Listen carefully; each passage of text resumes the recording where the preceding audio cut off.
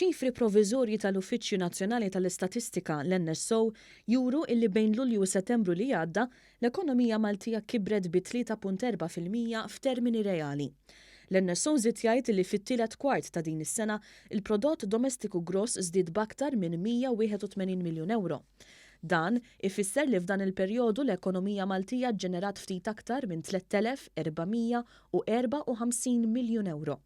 It-tkabbir ekonomiku kien mifrux ħafna bil-qasam tas-servizzi u żdied il-kontribut tiegħu fl-ekonomija b'aktar minn 172 miljun euro, jew b'7%. L-NSO żied jinnota li s-settur tal-bejħ, tat-trasport, tal-lukandi u tar-ristoranti ran żieda ta' 45 miljun euro, jew 6.8%.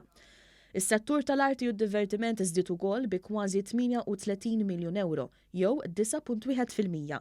Fil-waqt li servizzi professjonali u amministrattivi raw żieda ta' 27.8 miljun euro, jew 6.3%.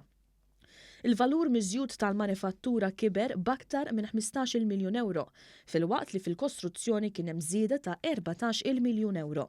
Fi-stqarrija il-Gvern innota li fl-ewwel 9 xhur tas-sena pajjiżna kellu it-tieni l-ogħla rata ta' tkabbir fl-Unjoni Ewropea u tkabbir f'Malta kien aktar minn 3 darbit akbar mill-medja Ewropea.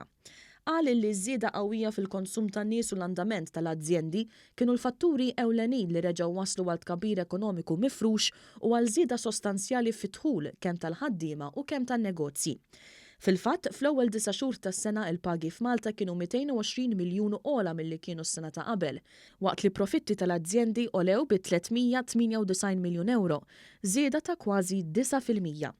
Il-Gvern qal li dan it-titjib qawwi fil-qlieħ wassal biex in-negozji privati flimkien mas-settur pubbliku investew biljun u 400,000 euro fl-ewwel 9 xhur tas-sena, li tfisser żieda ta' 111 miljun meta mqabbel mas-sena ta' qabel.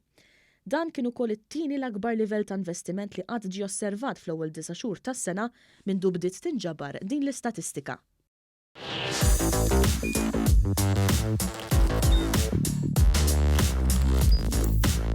Idħol fuq one.com.mt u hemmhekk tista' tara l-programmi kollha li jxandru fuq One permezz ta' One Play.